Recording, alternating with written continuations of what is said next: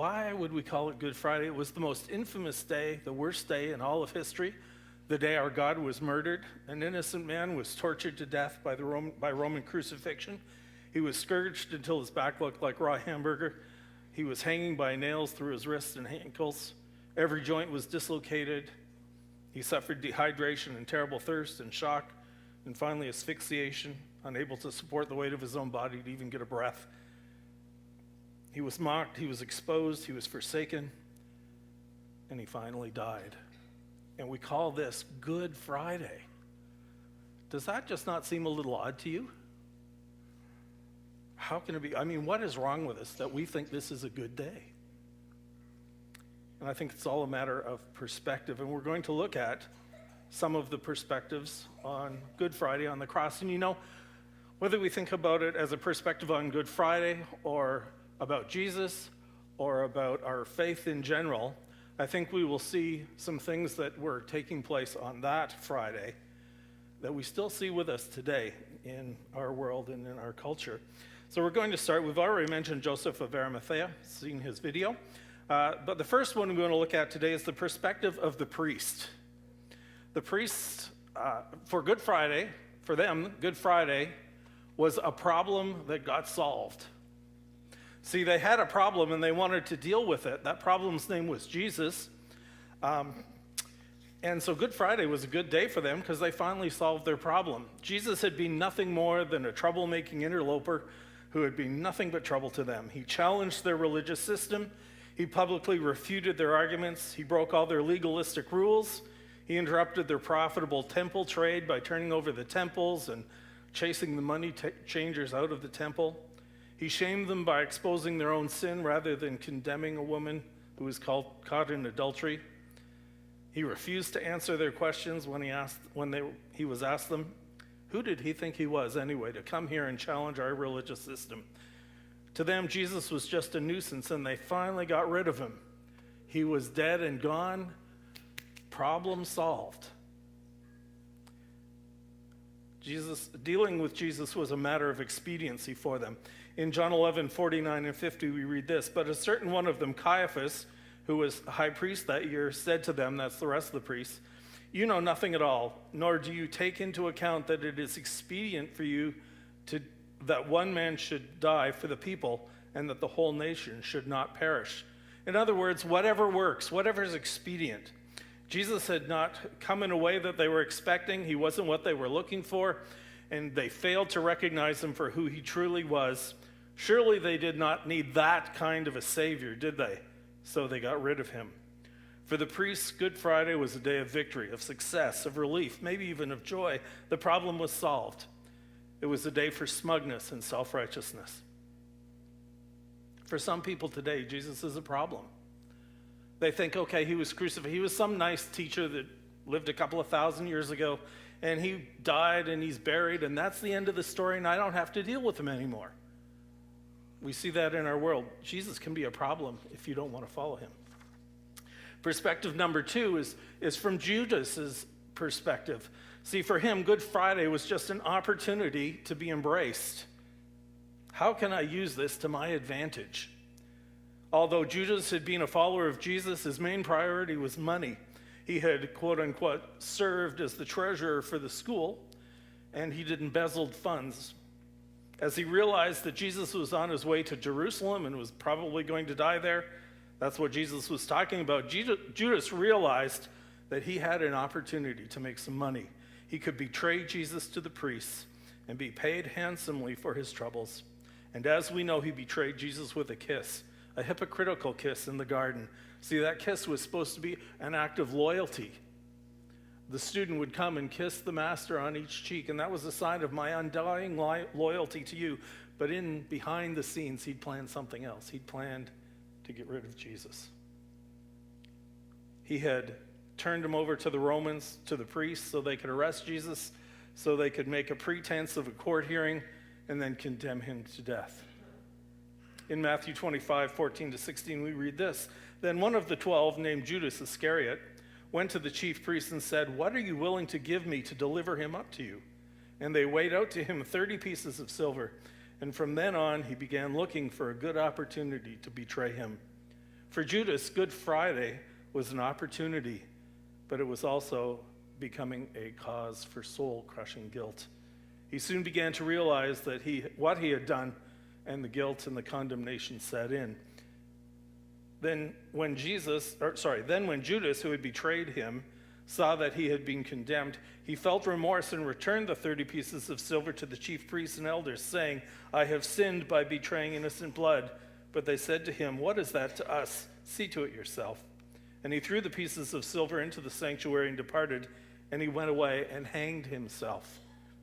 He realized all of a sudden Jesus wasn't just going to be thrown in jail for a bit, or he wasn't going to be whipped. He was actually going to be killed. And he's like, what have I done? My sin took him to the cross. Rather than repenting, he committed suicide. He went his own way and committed suicide.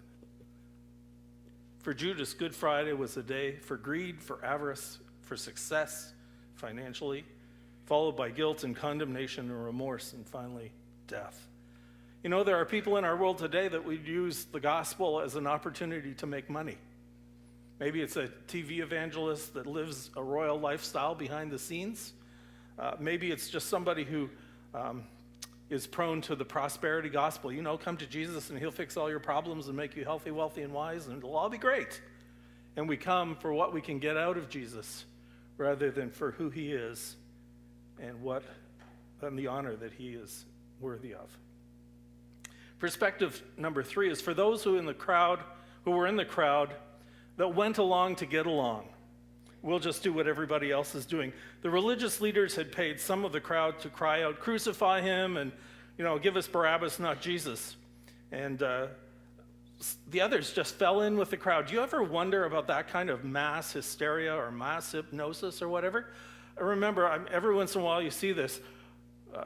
Years ago, Montreal won the Stanley Cup, and what did the crowd do? They went out and tore the city apart. Does that make any sense? Yay, we got the cup. Let's rip up the stores and turn over cars and burn stuff. We'll party. Half those people didn't have a clue what they were doing. They just went along with what was going on in the world around them. Given a choice, the crowd had opted for Barabbas, an insurgent guerrilla fighter, a zealot. He'd been condemned for killing the hated Romans. Maybe he would be the conquering Messiah that they were waiting for. In any case, they cried out, "Give us Barabbas and crucify Jesus." For them and the crowd that got caught up in the moment, truth didn't matter. Public opinion was all that was counting at that time. Who Jesus was didn't matter. What he taught wasn't important. Righteousness, morality, and justice took a backseat to public opinion. Like fish swimming upstream with the rest of the school, or like the proverbial lemmings that run headlong off a cliff to their deaths in the sea, the crowd determined the thinking and the actions of the individual. Maybe it was mass hysteria, maybe it was peer pressure, maybe it was just the excitement of joining in some kind of riot after all. None of them had anything personally against Jesus. Don't you wonder why somebody didn't stop and go, "What are we doing? This is craziness." But they just went along with what everyone else was doing. Today we face that same temptation to just go along with what the world's doing, to accommodate and to let them tell us what to believe and what to do. And that's unfortunate. It's something we need to guard against. Perspective number 4 is that of Pontius Pilate. For him, Good Friday was a responsibility to be avoided. His question is, what should I do with Jesus? He was the Roman governor. He had the authority to do whatever he wanted to do. He could have made up his mind one way or the other. And rather than exercising his authority, he looked at everybody else and said, "So what do I do now?" And let the crowd dictate to him what he would do. In Matthew 27:22-26, we read, Pilate said to them, "Then what shall I do with Jesus, who is called the Christ?" They all said, "Let him be crucified." And he said, "Why? What evil has he done?" But they kept shouting all the more, saying, "Let him be crucified."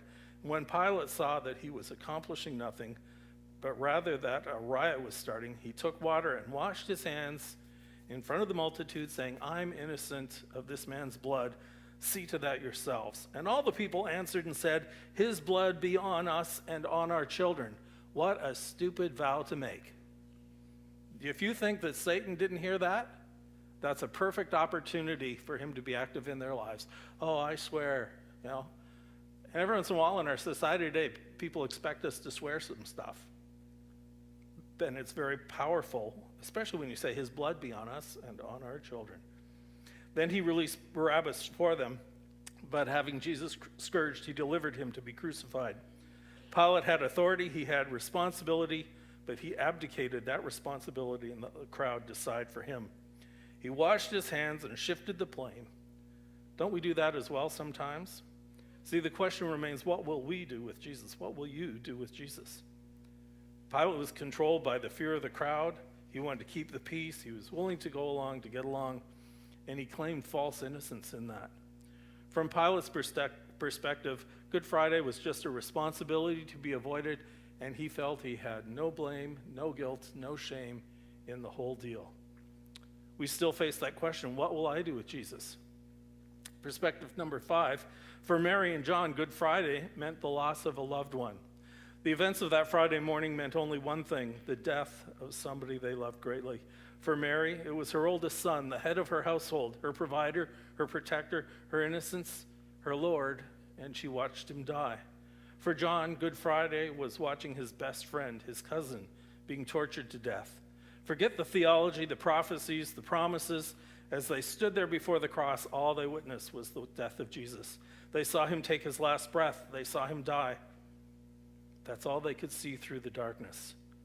Can you imagine the abject horror of seeing your son or your best friend being crucified? Can you imagine that? Think of your son. Think of your daughter. Think of your best friend hanging, having been scourged and beaten and nailed to a cross, hanging there for hours until he finally dies. Watching that. What an agonizing moment for them. You'd like to think they had great faith and, Jesus said he'd rise again, it'll all be fine. But it wasn't that way. All they could see in the darkest hour was that he had breathed his last and was gone. Good Friday was not good for them. It only held great sorrow and shock and despair. See, we can see Good Friday today in light of Resurrection Sunday. But if it weren't for Sunday, we would have absolutely no hope. It would just be despair. See, if we deny the resurrection, then we have no reason for hope. As Paul said, if there is no resurrection, we are of all men most miserable. We're in a mess. For them, Good Friday was the death of a loved one. Perspective number 6, for the disciples, Good Friday meant the death of a dream. For 3 years, they'd followed him around the countryside, listening to him teach, having discussions with him, witnessing his miracles, hearing his promises. They left everything to follow him. For 3 years, they trekked around without really a place to live even, without income much. And now on Good Friday, the hopes and dreams and promises all died with Jesus. What fools they'd been. Can you imagine being a disciple on Good Friday? They all took off, ran away. Oh, I'm scared. So they took off. And Jesus dies, and you got to be sitting there thinking, what an idiot I am to have followed this guy around here. Right? Does that not sound logical? For them, Good Friday was the death of a dream. We might as well go back to fishing. Let's just go back to life as normal. And when we lose our faith and when we lose our hope, we just go back to life as normal. Perspective number 7 for the Roman soldiers, and Good Friday for them was just another day's work. It didn't really matter what they did that day. It was just part of their responsibility. Just some poor creature condemned to a cruel death. Just do your duty and get it over with. What did it matter if some Hebrew got himself killed? What was that to Rome? But then the sky grew dark and the ground shook, and one of them had an epiphany, a sudden realization of the truth. And he said, surely this man was the Son of God. Don't you wonder what was going through that guy's mind and heart at that time? He's just nailed the nails in, crucified him, hung him on the tree, and he goes, uh-oh, this is God's Son, and I just killed him. The crushing weight of that realization, what have I just done? Remember the story of how Mary and Joseph took Jesus to the temple when he was 12 years old and they lost him? Part of me wonders if when they realize and they're running around hysterically looking for Jesus, if they're not going, how do we tell God we lost his kid? Right? I mean, I don't mean to be sacrilegious about it, but you got to think, if they believed he was the Son of God, yeah, we lost the Son of God. Are you not just absolutely panicked? We lost our son Andrew once. He was playing in our neighbor's backyard, but we couldn't find him. And we looked up on the canal, and we called the police and everything. He was perfectly fine swinging on the swings. But at the time, it was like, and the police said, what's he wearing? It's like, I don't know. How tall is he? I don't know. What's he look like? I don't know. It was just absolute panic, right? There are times when all you can think of is, how am I going to explain this? When we were first married, we were house sitting for friends of ours. Judy and Charlie lived out in the country, and besides looking after the house, we were looking after their new puppy, a German Shepherd puppy, and they had this long winding driveway through the forest, and before they left, Charlie said, the dog will run up the driveway to meet you. Don't worry about it. He'll get out of the road. Just keep driving. So we come home, and the dog comes up, and we keep driving, and boom! And there was no yelp. There was no whining. There was no doggy running off into the bush, and I'm sitting there going, how am I going to tell Charlie I killed his puppy? That's all I could think of. How am I going to explain this? Got out of the car, and here's the dog at the front, sitting out the bumper going, I think he had a headache. But I wonder about this Roman soldier.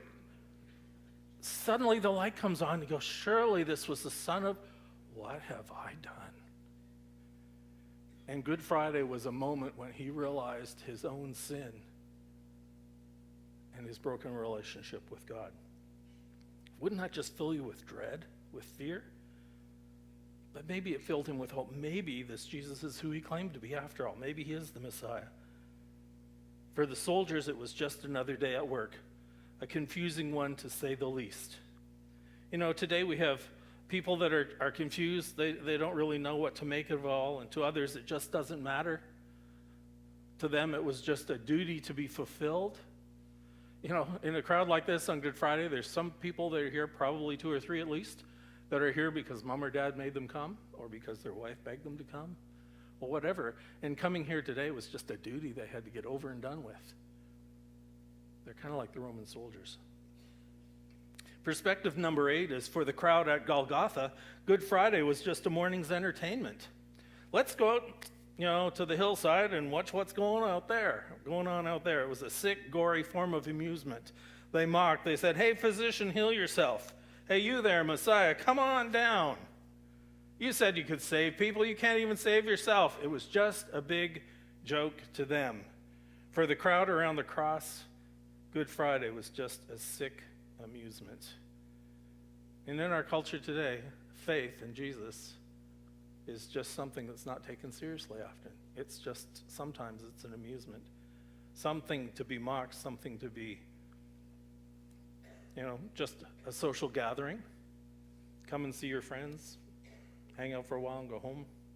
Perspective number 9, for the priests in the temple, Good Friday was a cause for alarm. Matthew 27:50-52 says this, Jesus cried out again with a loud voice and yielded up his spirit.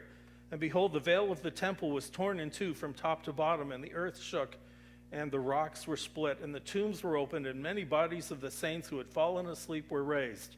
Can you imagine being in the temple? The temple was made up of a variety of parts, but 2 in particular.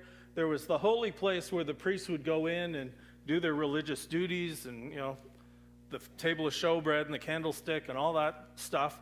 But behind the veil was the Holy of Holies, where the Ark of the Covenant sat. It was the holy place where God's presence was, and where it was so holy, only the right priest could go in once a year. And God was separated from the priests and from the people by this thick curtain. I forget all the dimensions, but I know it was woven, and it had several strands and several layers to it. Apparently it was over a foot thick. So you're there working away, doing your priestly stuff, and all of a sudden, the thing rips open. And you're going, what is going on? Would that not just be bewildering to you? What does it mean? Then we have this little detail thrown in, the earthquake and the tombs being opened and bodies coming out of the grave and walking around. That would, catch your attention, wouldn't it? And people would be like, it'd be like zombie land, like freaking out. People would be like, what would you make of that? Except it was very confusing and very terrifying.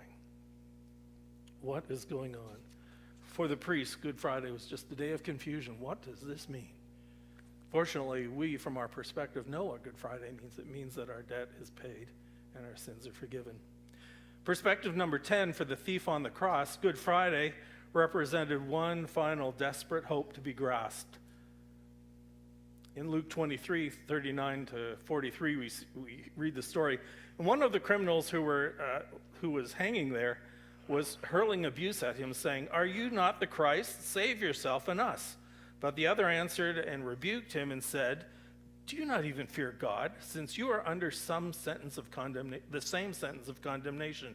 And we indeed justly, for we are receiving what we deserve for our deeds. But this man has done nothing wrong." And he was saying, "Jesus, remember me when you come in your kingdom." And he, Jesus, said to him, "Truly I say to you, today you will be with me in paradise." It's interesting. The first thief paid no attention to his own sinful state. But the second guy, he said, "Hey, we're dying because of what we've done. We're guilty.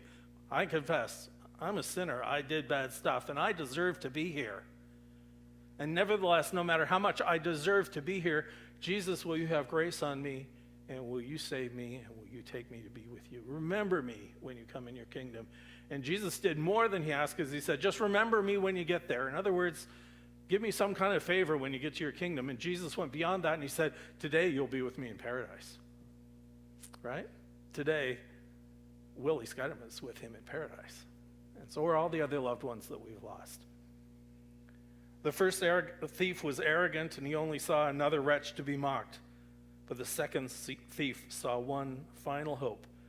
Just perhaps Jesus was the Christ, and if he was his only hope for what happens after we die.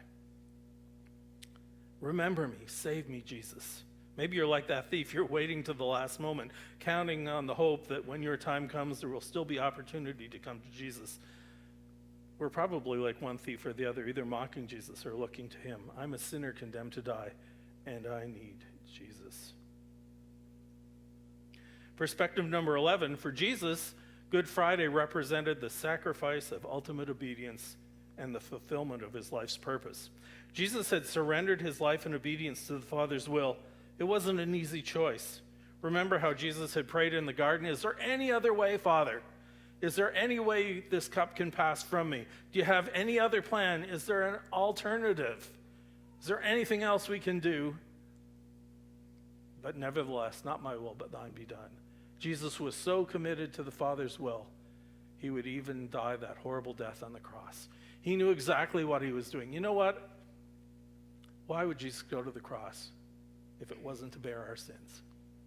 Why not turn tail and run out of the garden and beat it and just live life? But he had an assignment from God, and he knew it, and he accepted it, and he faced that death for us. See, obedience is usually costly. And I have to wonder about Jesus hanging on the cross. Would the enemy not come and say, "Why are you doing this?" The Bible tells us he could have called 10,000 angels to come and save him, right? You stick me on a cross, man, I'm out of there as fast as I can get. It's like, why not just forget the whole thing? Why didn't Jesus just say, "Get me out of here, Father"? Because he knew what he was doing, and he knew what it would cost us if he didn't do what he was to do, and that was to die in our place. John 19:30 says, "When Jesus therefore had received the sour wine, he said, 'It is finished.' He bowed his head and he gave up his spirit." That word, "it is finished," tetelestai, means paid in full. Our sin, the wages of sin is death. And Jesus said that those wages, that penalty has now been paid. The debt of sin is gone. In Isaiah 53:11, we read, "As a result of the anguish of his soul, he will see it and be satisfied. By his knowledge of the righteous one, my servant will justify many, as he will bear their iniquities. Even hundreds of years before the cross, it was written that he would bear our iniquities. In Philippians 2:8-11, we see, and being found in appearance as a man, he humbled himself by becoming obedient to the point of death, even death on a cross. Therefore also God highly exalted him and bestowed on him the name which is above every name, that at the name of Jesus every knee should bow, of those who are in heaven and on earth and under the earth. For Jesus, Good Friday was the culmination of his life's work, the completion of his God-given assignment. It was both a horrible day because of the sacrifice and the pain, but it was a great one because he knew he had done his job. You know, we need that perspective. That Good Friday was the day that my sin was paid, and now I can go free because Jesus did what he was to do. Finally, we want to look at the last perspective, and that's the perspective for the Father in heaven. Good Friday was both a horrible experience and a day of great victory for him. You see, God knew what he was doing all along. He had this plan from before the foundation of the world. He had prophesied it many, many times, hundreds of years before, and now it was finally coming to pass. The perfect plan was finished. The ransom was paid in full, and redemption was complete. He had us on his mind on Good Friday. He also had his Son on his mind on Good Friday. You know, as much as Jesus said, my God, why have you forsaken me? I don't believe that God forsook him. I don't believe that God rejected him or abandoned him. It may have felt that way to Jesus, but the Father was there. The Father paid that sacrifice as well. And he looked at his Son, and I'm sure he was pleased. You know, when you see your Son obeying you, even though it costs him something dearly, it does something for a father's heart, doesn't it? And I'm sure that as much as the day was horrible for the Father, it was also a day of great joy because he knew that we could now be redeemed and his Son had been faithful. 1 Peter 1:18 says, knowing that you were not redeemed with perishable things like silver or gold from your futile way of life inherited from your forefathers, but with precious blood, as of a lamb unblemished and spotless, the blood of Christ. God's plan of redemption had come to fruition. What joy that would bring to his heart to open the door for salvation, for the redemption of all of his children. It had now been opened. A terrible but wonderful plan of salvation had been accomplished. Good Friday was more than the death of his dear Son. It was the death of sin. It was the death of death. It was a great victory. 1 Corinthians 15 says, O death, where is your victory? O grave, where is your sting? The sting of death is sin, and the power of sin is the law. But thanks be to God who gives us the victory through Jesus Christ our Lord. Good Friday, from God's perspective, was a day of great victory. Satan thought he'd won, didn't he? Yeah, got rid of that Jesus. But for the Father, it was a day of great, great victory. It was a wonderful day. That should be our perspective, that Jesus paid a horrible price, the price for my freedom and for yours. Freedom from sin, from its destructive power, from eternal condemnation, from eternal separation from God. Jesus died to pay for all of that. And it's all ours for the asking. Grace is not cheap. It costs Jesus dearly, but it is free. It's free to all who will receive it. But like Jesus, I believe that a commitment to follow him should cost us everything. The disciples left all to follow him.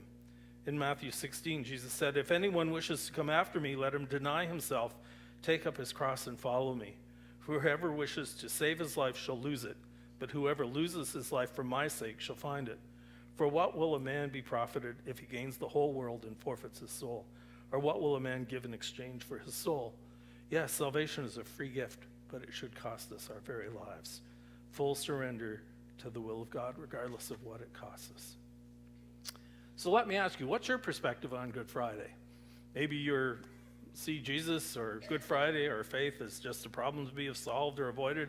I don't need to deal with Jesus. That's an old story from 2,000 years ago.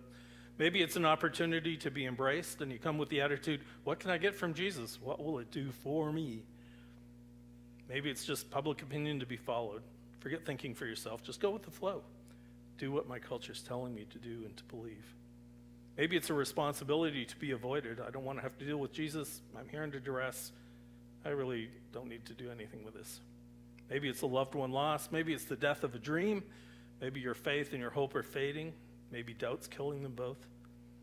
Maybe it's just another day's work, a duty to be fulfilled. Maybe it's a morning's entertainment, a social event. Maybe it's a cause for alarm or confusion. We don't really know what it means.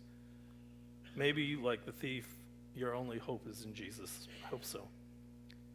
Maybe Good Friday is for us an example of supreme obedience regardless of the cost. If he died for me, I can live for him. Whatever your perspective, God says it's a day of great victory. But it's only a victory for you if you personally accept the meaning and the perspective of Good Friday.